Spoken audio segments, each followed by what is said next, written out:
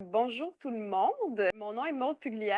Je suis professeure ici à l'INRS. Ça me fait vraiment plaisir de vous accueillir aujourd'hui comme directrice du partenariat Famille en mouvance, mais aussi comme titulaire de la chaire de recherche du Canada en expérience financière des familles et inégalités de patrimoine parce que vraiment les deux infrastructures ont uni leurs forces pour vous présenter cet événement sur l'héritage au Québec et au Canada aujourd'hui. Alors, concernant l'événement d'aujourd'hui, nous accueillons Camille Biron-Boileau, qui est ici présente, candidate au doctorat à l'Université de Chicago et qui a réalisé une maîtrise ici en études des populations à l'INRS auparavant. Ses recherches portent sur cette question des transferts financiers intergénérationnels dans les familles et elle va nous parler aujourd'hui de ses recherches sur la transmission de l'héritage au Québec particulièrement et s'interroger sur cette question, est-ce une question de genre? Alors, on a aussi avec nous M. Geoffroy Boucher, qui est économiste et responsable des relations gouvernementales à l'Observatoire québécois des inégalités, qui est en ligne. Salut Geoffroy.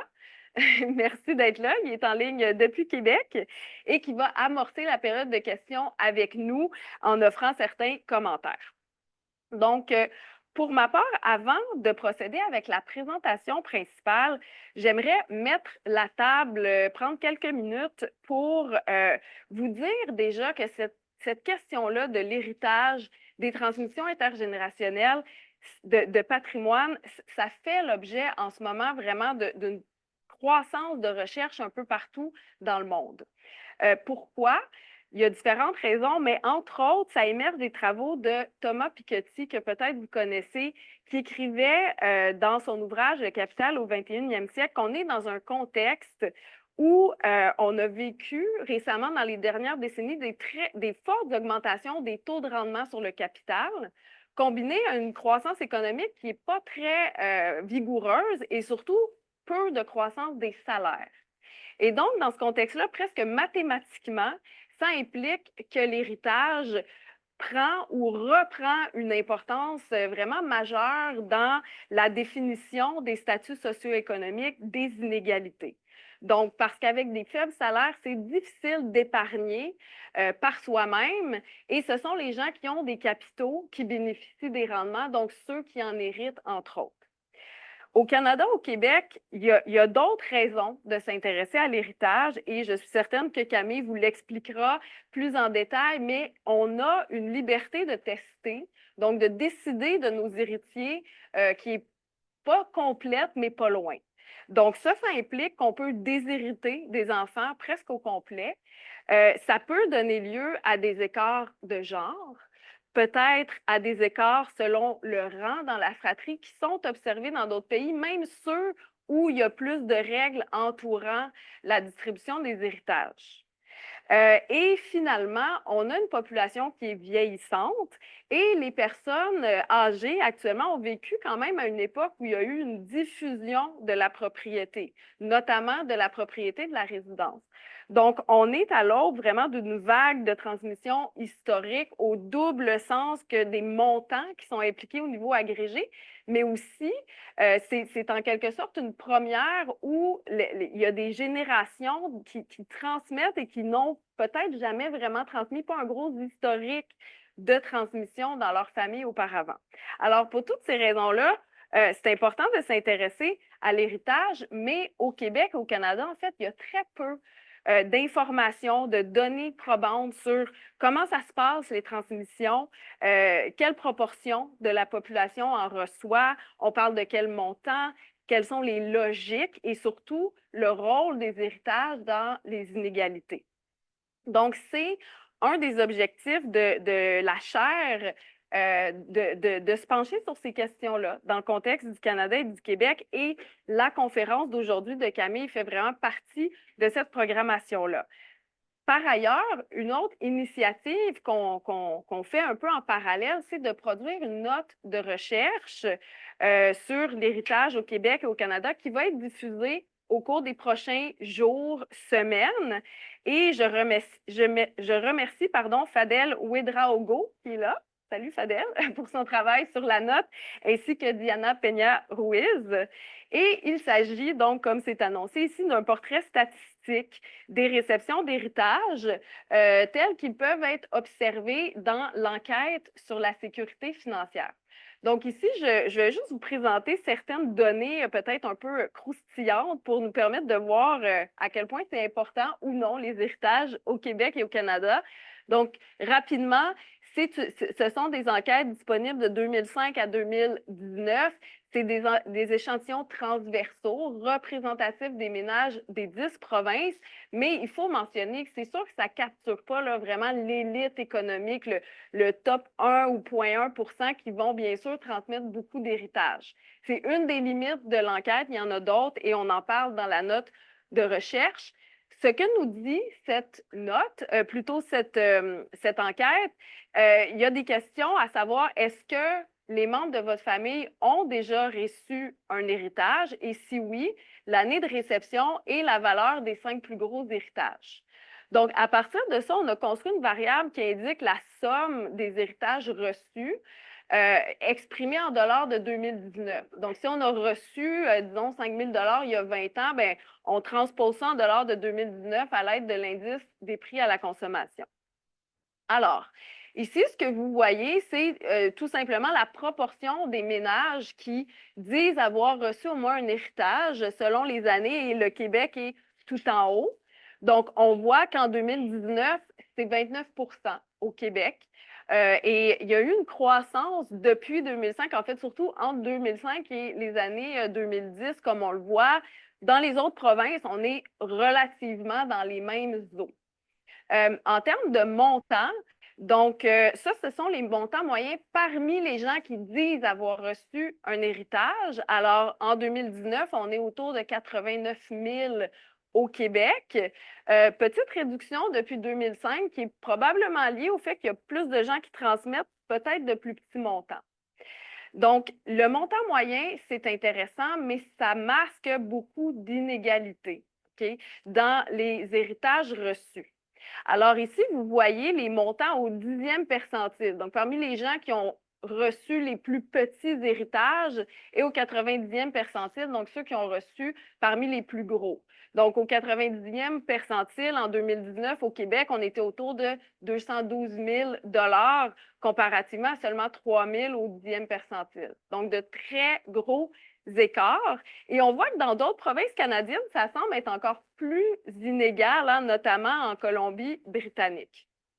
Donc, dans ce contexte-là d'écart assez important, on peut se dire bien, potentiellement que les héritages contribuent en fait aux inégalités de patrimoine.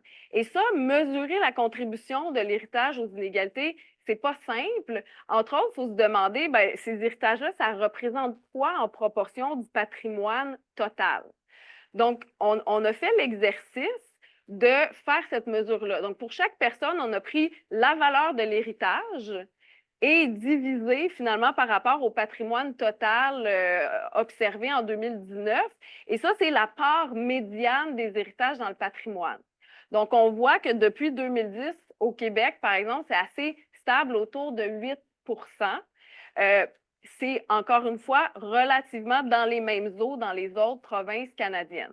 Donc, 8 8-10 c'est pas rien quand même, c'est assez important. Donc, on peut imaginer qu'il y a vraiment une contribution des héritages aux inégalités de patrimoine. Une autre question à se poser pour évaluer cette notion-là de la contribution, c'est de dire, bien, est-ce que les héritages sont distribués inégalement selon d'autres caractéristiques socio-démographiques, le niveau d'éducation, le statut socio-économique plus largement? Et ça, j'ai brûle d'envie de vous en parler, mais vous allez devoir attendre. Alors, avouez que j'ai le sens du punch. Non, alors voilà. Donc, il y aura ça dans la note de recherche. On a plein de statistiques sur la distribution des héritages. On a aussi des analyses qui visent à estimer, que je mets en guillemets, la contribution de l'héritage au patrimoine. l'inégalité de patrimoine, comment se transforme-t-elle si on enlève les héritages ou si on assume qu'ils sont distribués inégalement? Je le mets en guillemets parce qu'il y a beaucoup de limites dans les données de l'enquête sur la sécurité financière. On en parle dans la note. On fait des recommandations aussi pour des meilleures pratiques et surtout, c'est pourquoi on ne la publie pas aujourd'hui, cette note-là. On a su, grâce à Fadel d'ailleurs, merci beaucoup de l'avoir identifiée, on a su à la toute dernière minute que les données de 2023 viennent d'être disponibles. Alors là, on est en train de les analyser furieusement, mais avec beaucoup de rigueur, pour vous donner, vous fournir une note de recherche qui sera à jour au cours des prochaines semaines. Alors, c'est à suivre. Et sur ce, sans plus tarder, je laisse la parole à Camille qui vous parlera de comment les parents s'organisent pour transmettre leurs héritages. Alors, à toi, Camille. Donc, ça me fait vraiment plaisir d'être ici pour présenter les résultats de mon projet de recherche de maîtrise sur l'expérience genrée de planification successorale. Donc, merci beaucoup au partenariat Famille en mouvance et à l'achat de recherche pour l'invitation. Donc, pourquoi étudier l'héritage et la planification successorale? Donc, d'abord, c'est comme Maud l'a mentionné, c'est un sujet qui a attiré pas mal d'attention récemment au Québec, mais aussi ailleurs dans le monde. Donc, avec la montée des inégalités de richesse qu'on observe depuis les dernières décennies, on s'intéresse de plus en plus au rôle des transferts financiers qui proviennent de la famille pour déterminer en fait les opportunités que les individus vont avoir, puis la position sociale qu'ils vont pouvoir atteindre et aussi maintenir. Donc, on peut penser, par exemple, à l'accession à la propriété qui devient de plus en plus dépendante de cette aide financière de la famille. Donc, dans le contexte québécois plus précisément, comme on l'a vu avec les données de mode, l'héritage, c'est un phénomène qui a pris l'importance depuis le début du 21e siècle.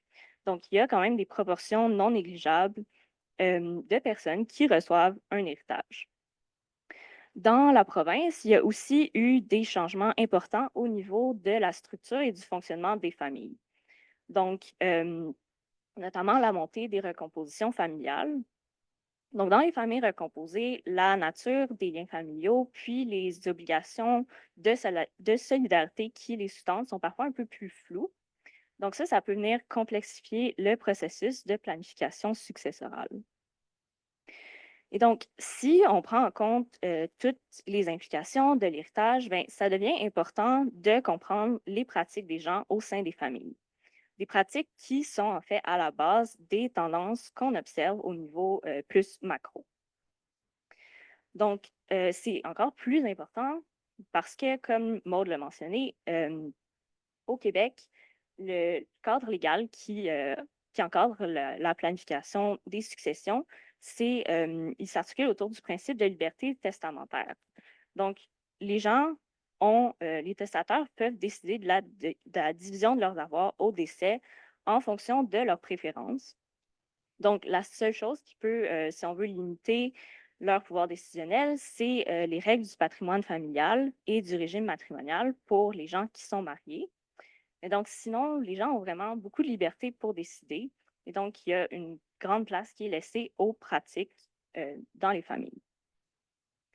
Donc, avec l'objectif en tête de comprendre c'est quoi les pratiques testamentaires, c'est ce qu'on a commencé à faire dans le cadre d'un projet sur lequel j'ai travaillé avec Maud et Hélène Bello.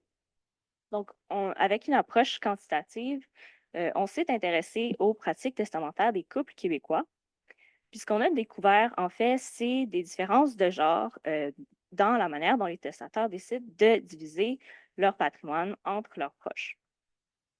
Donc, particulièrement pour les gens mariés, puis en famille recomposée, on a vu que les hommes avaient un peu plus tendance à rediriger leurs ressources vers leur nouvelle famille, donc à inclure leur nouvelle conjointe dans la succession, puis même dans certains cas aussi à exclure leurs enfants d'union précédente de leur succession. Puis ça, c'est quelque chose qui n'était pas observé pour les femmes. Donc, moi, en voyant ça, j'étais vraiment fascinée, en fait, mais je me suis demandé pourquoi. Donc, on avait ces chiffres-là devant nous, mais il manquait une explication pour ces différences de genre qu'on voyait. Puis, c'est vraiment le désir d'avoir une meilleure compréhension de ce qu'on observait qui a orienté mon projet de maîtrise. Puis c'est pour ça que j'ai vraiment décidé de m'intéresser à l'expérience de planification successorale, donc pour vraiment découvrir ce qui motive les choix des gens. Donc, il faut dire que je ressentais aussi le besoin de faire ce projet-là parce que la recherche qui s'intéresse à l'intersection du genre et de l'héritage est assez limitée.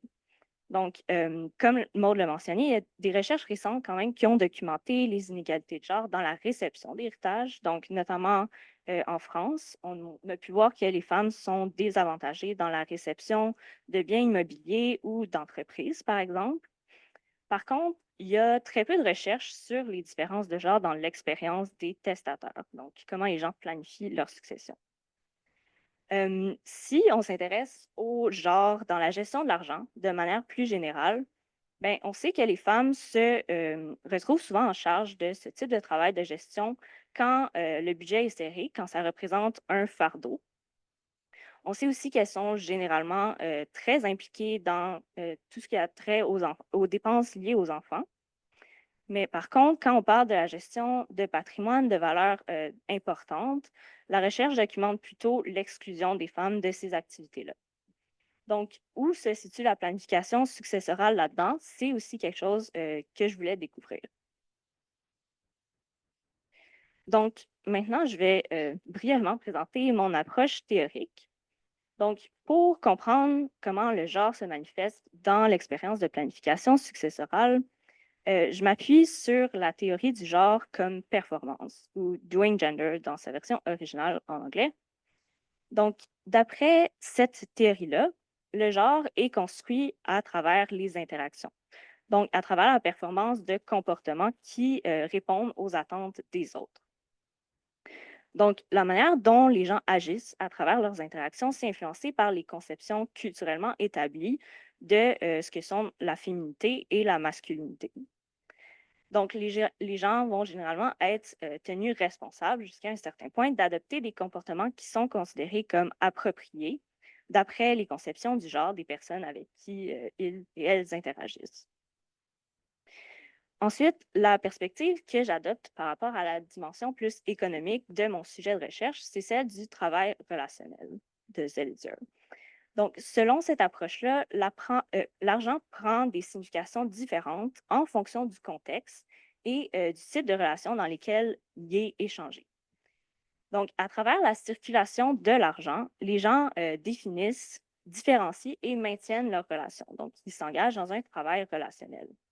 Donc, dans le cas présent, quand ils donnent un héritage, ben, les gens témoignent de la place qu'occupent leurs héritiers dans leur vie, en fait. Donc, ils définissent la valeur de ces relations-là. Finalement, je m'inspire aussi des théories féministes qui explorent un peu plus les attentes quant à la performance du genre dans le contexte familial, plus précisément. Donc, ces théories-là documentent l'importance, en fait, que prend le rôle de mère dans la définition de l'identité féminine. Donc, prendre soin des enfants, c'est conçu culturellement comme quelque chose de naturel pour les femmes.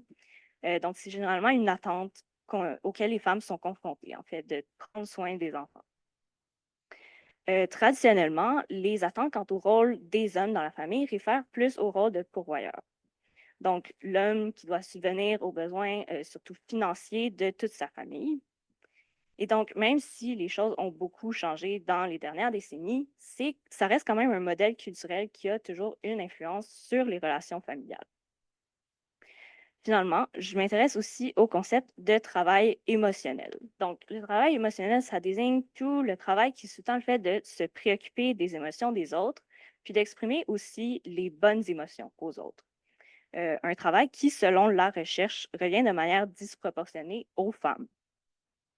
Donc, parce que l'échange d'argent dit quelque chose sur la nature des relations dans lesquelles il s'inscrit, comme je viens d'expliquer, ben, ça a des implications émotionnelles sur les sentiments des proches.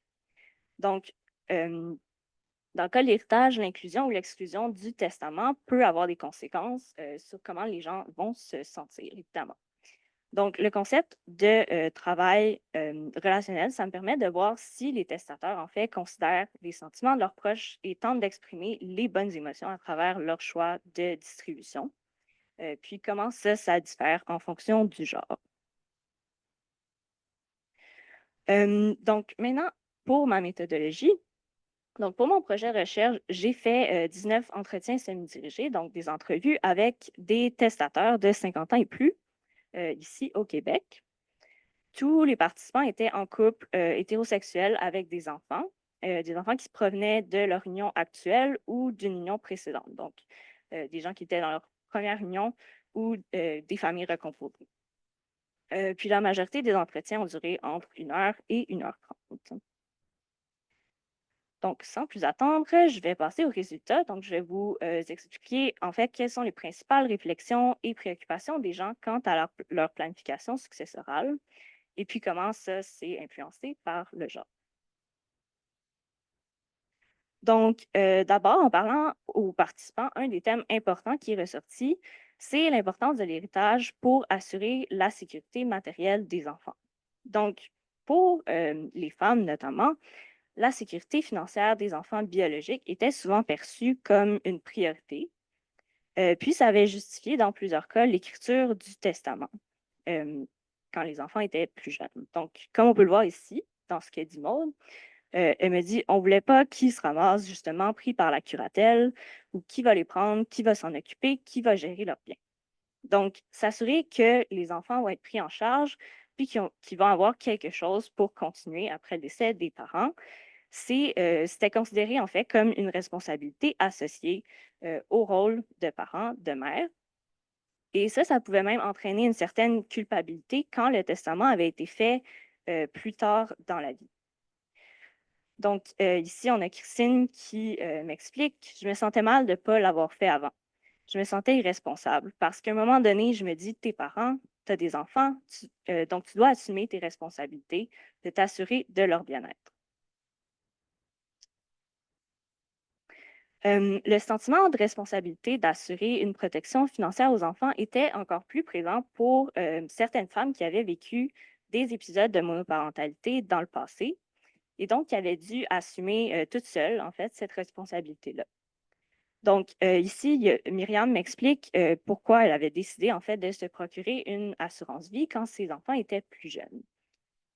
Donc, elle me dit, j'ai connu c'est quoi de devenir veuve, puis d'avoir zéro. Puis je disais, eux autres, c'est des enfants, ils vont être orphelins. Je me disais, s'il m'arrive quelque chose, au moins ils auront un petit montant pour se placer. Bref, j'avais pris une assurance. Ça me coûtait 100 par mois. Mais 100 par mois en 1980, hey, je te dis, j'en arrachais. Il y a des fois, je me disais, ah, je laisse-tu tomber. Les premières années, c'était plus difficile. Je me disais tout le temps, des jours, des mois où tu te dis, je paye-tu mon loyer ou est-ce que je paye l'assurance vie? Donc, l'expérience de précarité économique durant la monoparentalité, c'était quelque chose qui avait seulement touché les femmes parmi les gens que j'ai interviewés, ce qui reflète quand même aussi la situation, la prévalence de la monoparentalité chez les femmes dans la société québécoise de manière plus générale. Mais donc, ce qu'on voit ici, c'est que malgré les difficultés financières, on voit que la sécurité matérielle des enfants en cas de décès demeure une préoccupation qui est vraiment importante au point de faire quand même d'importants sacrifices, là, comme Myriam l'explique, juste pour avoir quelque chose à laisser, en fait. Donc, en gros, la performance du genre à travers le rôle de mère était très présente dans le discours des participantes. Maintenant, pour les hommes, le souci pour la situation financière des enfants dans le futur était aussi présent, mais la manière d'assurer cette responsabilité-là euh, variait un peu plus, en fait. Donc, il y avait différentes stratégies qui étaient employées. Donc, pour certains, l'héritage était aussi vraiment primordial, comme on peut le voir ici avec ce que dit Richard. Donc, il m'explique, non, moi, je vis juste pour ça, donner un héritage. Je vis pour changer la génération future de mes enfants. Parce que moi, je l'ai quand même eu à la dure, puis souvent mon père me parlait tout le temps qu'il était pour me mettre riche, puis c'est jamais arrivé. De mon côté, comme je disais, moi, c'est important de changer le futur. C'est pour ça que je travaille beaucoup. puis je veux pas que mes filles qu'elles aient à travailler comme moi. Donc, on voit ici que la sécurité des enfants, financière des enfants est très importante, puis qu'il y a même une certaine volonté de mobilité sociale, donc d'améliorer la situation pour les prochaines générations. La situation de Richard, qui était propriétaire d'entreprise, puis qui comptait quand même léguer là, plusieurs millions à ses filles, lui permettait d'étendre même cette responsabilité d'assurer le futur aux générations de ses petits-enfants, comme il me l'a expliqué plus tard dans l'entrevue. Donc, si on peut voir chez certains hommes quand même un grand sentiment de responsabilité de donner un héritage, pour d'autres hommes, il y a une stratégie très différente qui était employée pour assurer le futur des enfants. Donc, c'est ce que Jean explique ici en parlant de l'importance qu'il accorde à l'héritage. Donc, il m'a dit, tout ce qu'on voulait leur donner, c'est l'autonomie, se débrouiller. Moi aussi, je disais la même chose que mon père. Remplis ton coffre d'outils, tu n'auras pas besoin de moi. C'est sûr que là, ils vont en avoir un héritage. Euh, ça ne les aidera pas financièrement, ils sont parfaitement autonomes. Mais ça fait plaisir quand même. Mais c'est pas, non, ça n'a pas une réelle importance pour moi, vraiment pas. Donc, ici, Jean s'appuie sur un modèle de masculinité qui est très différent de Richard pour faire sens de sa planification successorale. Donc, le modèle du self-made man, en fait, l'homme qui réussit seul par un travail acharné, qui est un modèle qu'il a inculqué à ses enfants, en fait, pour qu'ils deviennent autonomes financièrement et puis qu'ils puissent assurer eux-mêmes leur futur. Donc, l'idéal du self-made man était quand même aussi présent là, dans le discours d'autres hommes que j'ai interviewés. Puis ça emmenait même certains à remettre en question complètement la validité de donner un héritage aux enfants. Donc, en résumé, ce qu'on voit, c'est que les hommes étaient aussi préoccupés par l'avenir financier de leurs enfants. Mais leur stratégie était beaucoup plus variée, en fait, et dérivait de différents modèles de la masculinité, qui n'étaient pas toujours associés à une grande importance accordée à l'héritage.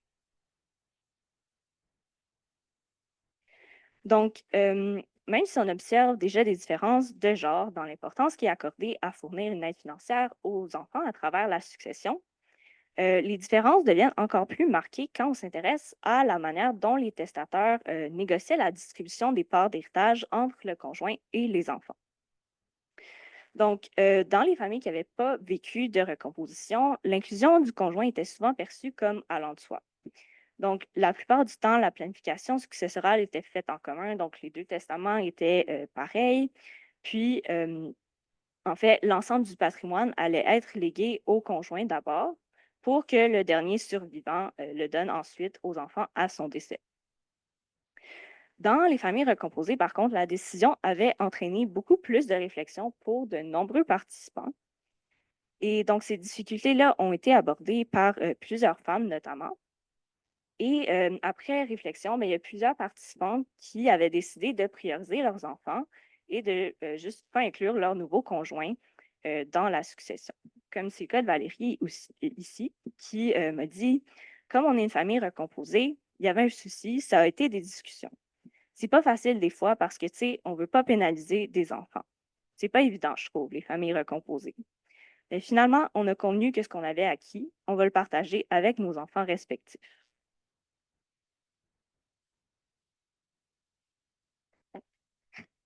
Donc, il y a quand même d'autres femmes qui avaient décidé de donner un héritage à leur nouveau conjoint.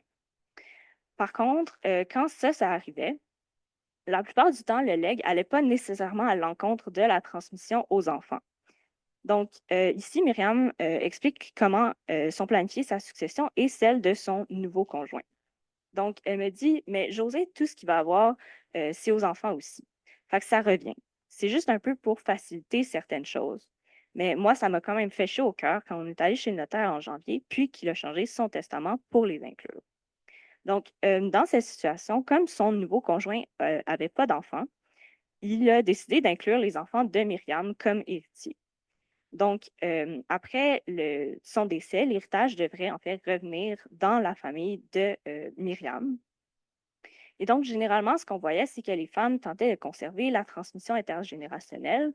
donc tentaient de diriger leur héritage vers leurs enfants, même si ça passait parfois en partie, donc parfois une partie était donnée au conjoint, mais donc ça allait revenir par la suite. Il faut mentionner aussi que les participants pensaient beaucoup à l'impact émotionnel que le fait d'inclure le nouveau conjoint pourrait avoir sur les enfants. Donc, pour celles qui avaient décidé d'inclure leur nouveau conjoint, elles tenaient quand même à discuter avec les enfants pour s'assurer qu'ils n'allaient pas se sentir mis de côté au profit du conjoint. Puis, pour certaines autres, ben, ça justifiait l'exclusion complète du nouveau conjoint de la succession, en fait. Donc, le travail émotionnel était quand même assez présent chez les femmes. Maintenant, pour les hommes, la conjointe prenait une place quand même assez importante là, dans les discussions quant à la succession, même dans les familles recomposées. Donc, tous les hommes que j'ai interviewés, euh, donc dans leur première union ou en famille recomposée, avaient inclus leur conjointe dans leur testament. Donc, les parts, en fait, la grosseur des parts dépendait des personnes. Mais donc, ici, on peut voir comment Benoît exprime ses priorités quant à la sécurité financière de ses proches. Donc, il me dit, c'est certain que pour moi, si je décède, la personne la plus importante pour moi qui n'ait pas de problème financier suite à mon décès, ce serait ma conjointe Jocelyne. Ça, c'est numéro un. Ma priorité 2, c'est avec ce qui reste, bon, mes enfants, mon frère et mes 3 neveux. La première partie, c'est la plus importante des deux. Donc, même si ce n'est pas tous les participants qui exprimaient ce même ordre de priorité-là, ça restait un aspect important de la planification successorale, de donner quelque chose à la conjointe. Il n'y avait pas non plus la même préoccupation pour l'impact émotionnel que ça pourrait avoir sur les enfants. Donc, un peu plus tard dans l'entrevue, Benoît m'a dit, à un moment donné, un de mes enfants qui était plus jeune, il dit, ah, en tout cas, tu as une grosse maison, tu as ça, j'espère qu'on va en avoir une partie. Je lui ai dit, regarde, inquiétez-vous pas, vous allez avoir quelque chose. Et donc, malgré cette discussion-là avec un de ses fils, Benoît avait quand même décidé de léguer sa maison à sa nouvelle conjointe. Puis, il n'avait pas vraiment abordé le sujet avec ses enfants, en fait. Donc, de manière générale, là, ce qu'on voyait chez les hommes, c'est qu'il y avait quand même moins cette inquiétude de blesser les enfants par l'inclusion de la nouvelle conjointe. Et donc, la préoccupation importante pour la conjointe peut probablement s'expliquer en partie par le fait que les hommes que j'ai interviewés étaient généralement mieux nantis que leurs conjointes. Donc, ce qui reflète aussi la situation, les tendances qu'on observe quant aux inégalités de richesse dans la population. Donc, parce que leur conjointe était un peu plus dépendante d'un héritage, en fait, pour maintenir le même niveau de vie à leur décès, ben, ça pourrait expliquer, en fait, le plus grand sentiment de responsabilité qui était ressenti par les hommes. Par contre, il faut mentionner que le désir de subvenir aux besoins de la conjointe s'accompagnait parfois d'une attitude qui était assez paternaliste. Donc, il y a certains hommes qui s'inquiétaient de ce qui adviendrait de leur patrimoine après leur décès si leur conjointe se remettait en couple. Donc, comme on peut le lire ici, donc, Stéphane m'a dit, des fois, je me dis, des chums qui pourraient tomber avec Lynn. Moi, tu sais, comme étant un homme, j'ai pas confiance beaucoup aux hommes. Elle est tellement naïve et généreuse qu'elle pourrait se faire, en bon français, empisseter. Elle aime tout le monde. Je te dis, c'est épeurant. Tu sais, c'est généreux, c'est comme maladif. Je te dis, moi, j'aime moins ça parce que c'est naïf, ça croit tout le monde. Donc, on peut voir aussi ici là, qu'il y a quand même un aspect paternaliste qui est associé à la part d'héritage qui est donnée à la conjointe. Donc, en résumé, quand venait le temps de décider comment séparer l'héritage entre les enfants et le conjoint, les femmes se concentraient beaucoup sur leur rôle de mère, alors que les hommes performaient plutôt le genre en adoptant un rôle de pourvoyeur qui devait assurer la sécurité financière de toute la famille, donc pas seulement les enfants, mais aussi la nouvelle conjointe. Ouais. Donc, une autre différence importante dans la manière dont les gens préparent leur succession, c'est par rapport à la division des parts d'héritage entre chacun des enfants. Donc, pour les participantes que j'ai interviewées, elles voulaient toutes donner des parts égales à chacun des enfants, en fait. Donc, ici, il y a Maud qui explique, mes 2 enfants, je les aime pareil. Ma mère était comme ça aussi. Au bout du compte, je veux avoir le sentiment que j'ai donné égal à mes enfants. Puis je pense que ça a été bien fort, ça a été bien ancré dans ma tête. Puis il y a Lorraine aussi qui dit: J'aurais trouvé ça terrible qu'on donne plus à un qu'à l'autre. Pour moi, c'est une aberration. Pour le day-to-day, c'est plus aux besoins. Là, les besoins sont différents en fonction de telle histoire. Par contre, à ma mort, c'est égal. Les besoins nécessaires puis le partage testamentaire, c'est deux choses, à mon avis, différentes. Donc, ici, ce qu'on voit, c'est que donner des parts égales aux enfants, c'est une manière de communiquer à travers l'argent, à travers les décisions successorales, en fait, que l'amour pour tous les enfants est égal. Donc, on voit ici aussi là, le travail émotionnel d'exprimer un amour égal qui correspond aux attentes qu'on a généralement, culturellement, des mères. Et donc aussi, on voit la volonté de ne pas blesser les enfants à travers les décisions.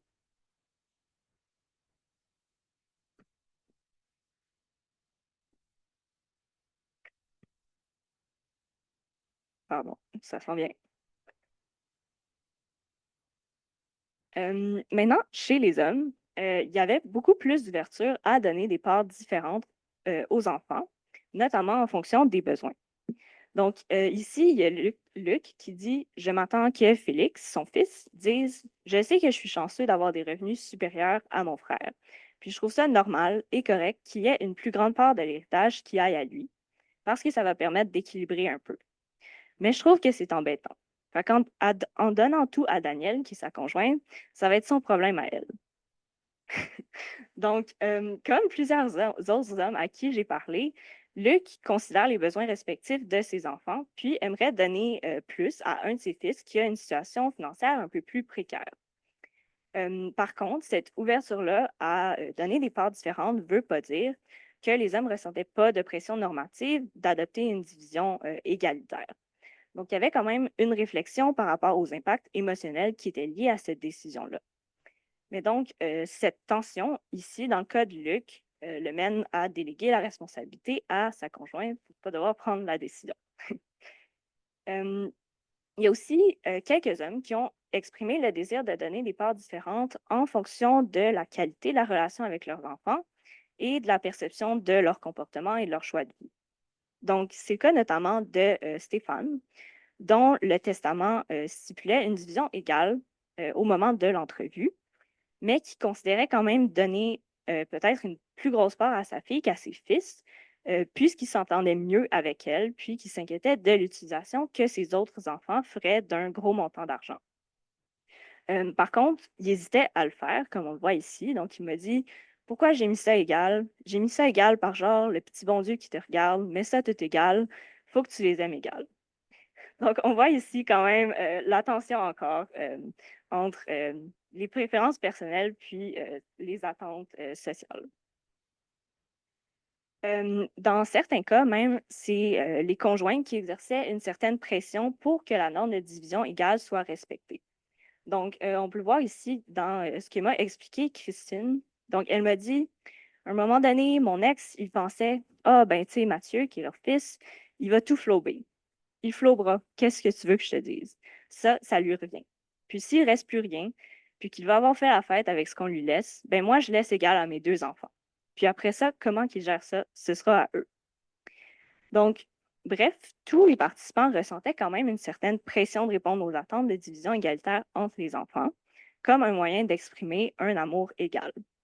Par contre, la volonté des femmes de ne pas déroger à ces attentes-là était beaucoup plus forte que pour les hommes, qui envisageaient souvent là, de donner des parts différentes. Je pense qu'on peut concevoir ça, en fait, comme l'importance qui est accordée au rôle de pourvoyeur chez les hommes. Donc, ici, le fait de subvenir aux besoins des membres de la famille semble pouvoir remettre en question, au moins en partie, l'importance du travail relationnel qui est fait à travers la transmission d'un héritage. Donc, donner des parts égales pour signifier des relations égales. Donc, assurer la sécurité financière, en fait, des enfants pourrait être plus importante que d'exprimer les émotions auxquelles on s'attend de la part des parents. Donc, pour conclure, je dirais que les résultats démontrent que la performance du genre ou la manière dont les gens adoptent certains comportements pour répondre aux attentes culturellement établies par rapport à la féminité puis à la masculinité ben, ça influence la manière dont les gens vivent l'expérience de planification successorale et font leur choix de distribution. Donc, les femmes avaient tendance à accorder beaucoup d'importance au rôle de mère et à prioriser leurs enfants, alors que les hommes adoptaient plus souvent le modèle du pourvoyeur, puis assumaient la responsabilité de subvenir aux besoins financiers de la conjointe. Donc, on a pu voir que les femmes, comme les hommes, étaient impliquées dans le processus de planification successorale. Donc, les femmes avaient quand même un pouvoir décisionnel qui était important, puis c'est ça. Donc, ils s'impliquaient dans la gestion du patrimoine dans ce cas-ci. Donc, il faudrait voir si cette implication-là des femmes demeure quand même quand la gestion patrimoniale concerne des très grandes fortunes, ce qui n'était pas le cas là, pour la plupart de mes participants. Mais je pense que c'est quand même intéressant de voir c'est ça, l'implication des femmes puis leur pouvoir décisionnel. On a pu voir aussi que même si les femmes semblaient effectivement accorder une importance primordiale au travail émotionnel par rapport aux enfants, donc elles se préoccupaient beaucoup de leurs sentiments, c'est pas quelque chose qui était quand même totalement absent chez les hommes. Donc, ils se préoccupaient aussi d'exprimer les bonnes émotions par leurs choix successoraux, mais quand même pas de manière aussi marquée que les femmes. Finalement, je pense que les résultats de la recherche ont aussi des implications plus concrètes pour nos connaissances sur la planification successorale. Donc, d'abord, ça permet de révéler les défis auxquels les familles recomposées font face. Donc, comme on l'a vu, là, les décisions relatives à la succession amènent beaucoup de réflexions pour ce type de famille-là.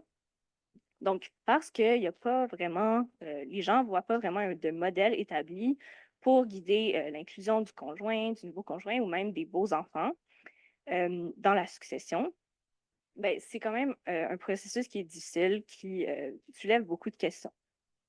Donc, ce n'est pas mon rôle en tant que sociologue de déterminer quelles devraient être les pratiques à adopter, mais je pense que les résultats soulignent quand même l'importance que peut prendre l'accompagnement que peuvent fournir les notaires, par exemple, pour aider les familles à naviguer à travers ce processus-là.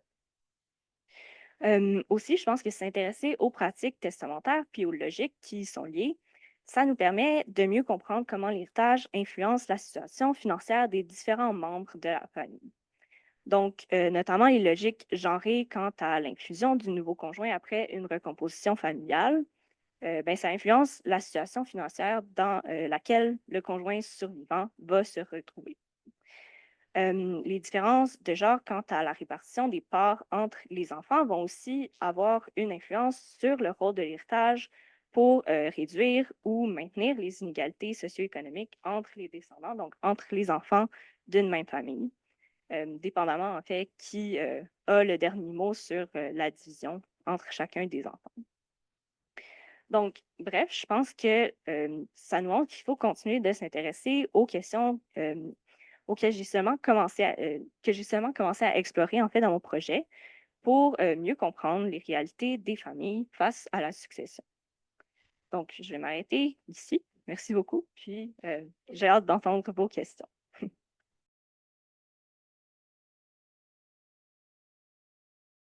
On a Geoffroy Boucher qui, je sais, qui s'intéresse à l'héritage dans le cadre des travaux de l'Observatoire des inégalités. Donc, je ne sais pas, peut-être quelques 5-10 minutes, Geoffroy, on sera curieuse et preneuse de tes commentaires. Entrée de jeu, ben, je tiens à féliciter là, Camille Biron-Boileau pour la qualité de la présentation et surtout l'importance du sujet.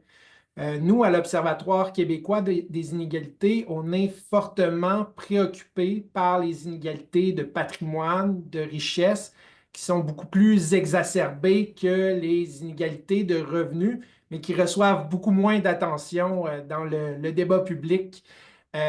Donc, on sait que les ressources sont réparties de manière fort inégalement entre les familles au Québec et au Canada, mais des études comme celle de Camille mettent en lumière la distribution inégale au sein même des ménages et surtout les dynamiques genrées qui peuvent y contribuer. Donc, c'est vraiment intéressant. Merci aussi à Maude là, pour avoir présenté quelques données sur les héritages au Québec et au Canada Et en tant qu'économiste, je peux pas m'empêcher de souligner un certain élément là, que Maude a souligné quant à la qualité des données de notre principale source de données sur le patrimoine au Canada, l'enquête sur la sécurité financière de Statistique Canada. C'est une enquête qui tend à sous-estimer le patrimoine qui est détenu par les personnes les plus riches dans notre société. Le directeur parlementaire du budget à Ottawa a relevé à plusieurs reprises des problèmes de sous-déclaration, d'absence de données chez les familles déclarant un patrimoine très élevé au sein des données. Par exemple, si on prend l'année 2019, l'édition 2019 de l'ESF, la valeur la plus élevée de la fortune dans le jeu de données est un patrimoine de 30 millions de dollars. Pourtant, si on regarde la liste des milliardaires de Forbes pour la même année, le patrimoine le plus élevé au Canada était de 32,5 milliards de dollars. Donc, une fortune là, qui est 1000 fois plus importante que ce qu'on retrouve dans les données de l'ESF. Donc, c'est important à garder en tête parce que probablement que les dynamiques qui ont été décrites là, dans l'étude que Maude citait vont malheureusement sous-estimer ces inégalités-là dans la répartition de la richesse au sein de la société. Et c'est important également de noter que l'enquête sur la sécurité financière a comme unité d'analyse la famille et non les individus, ce qui va masquer certaines dynamiques inégalitaires comme les inégalités de genre au sein même des ménages, d'où toute l'importance du travail que fait l'équipe de Maude Pugliese et l'importance des études comme celle là, de Camille Biron-Boileau. Et là-dessus, ça sera l'essentiel de mon commentaire, c'est que ce genre de travaux-là contribue à déconstruire le tabou autour des héritages qu'on a au Québec et au Canada. L'héritage, c'est vraiment une question centrale dans le débat sur la distribution des ressources économiques dans la société. Une question centrale sur l'enjeu de la reproduction des inégalités d'une génération à l'autre. Or, on en parle très peu dans le débat public et ça fait aussi l'objet de peu d'attention de nos politiques publiques. D'ailleurs, c'est important de noter qu'on ne perçoit pas d'impôt directement sur les successions au Québec et au Canada. On l'impose indirectement via le gain en capital réputé sur certains actifs des personnes décédées. Et nous, à l'occasion du Forum Patrimoine et Santé organisé l'an passé par l'Observatoire québécois des inégalités, on voulait tester, sonder l'acceptabilité sociale de certaines solutions pour réduire les inégalités de richesse au sein de la société.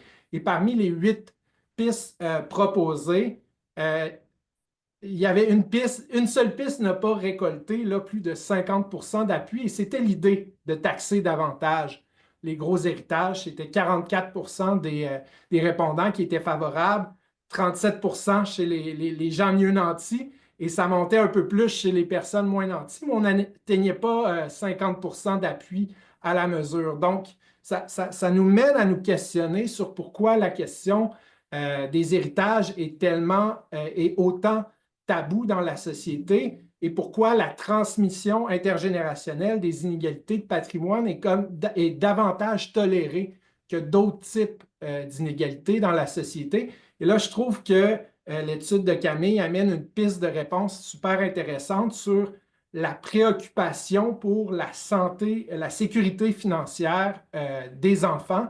D'ailleurs, ça fait écho à une étude de 2018 de l'Observatoire français des conjonctures économiques qui essayait de mettre de l'avant des pistes pour expliquer ce tabou autour des héritages. Et l'idée était, ce qu'il mettait de l'avant, c'est la force de la solidarité à l'intérieur des ménages et le manque de confiance des parents envers l'avenir. Donc, dans un contexte où le monde est incertain, où les crises sont de plus en plus fréquentes, bien, les parents n'auraient pas confiance que leurs enfants vont pouvoir faire face aux crises, que la situation financière de leurs descendants, ils croient en fait qu'elle pourrait se dégrader et donc l'héritage est une certaine façon de soutenir leurs descendants. Moi, ce qui m'amène à croire que probablement que si on avait des services publics de meilleure qualité, un filet social plus robuste, peut-être que les parents seraient un peu moins craintifs face à l'avenir et qu'il y aurait davantage de discussions autour de la distribution de la richesse.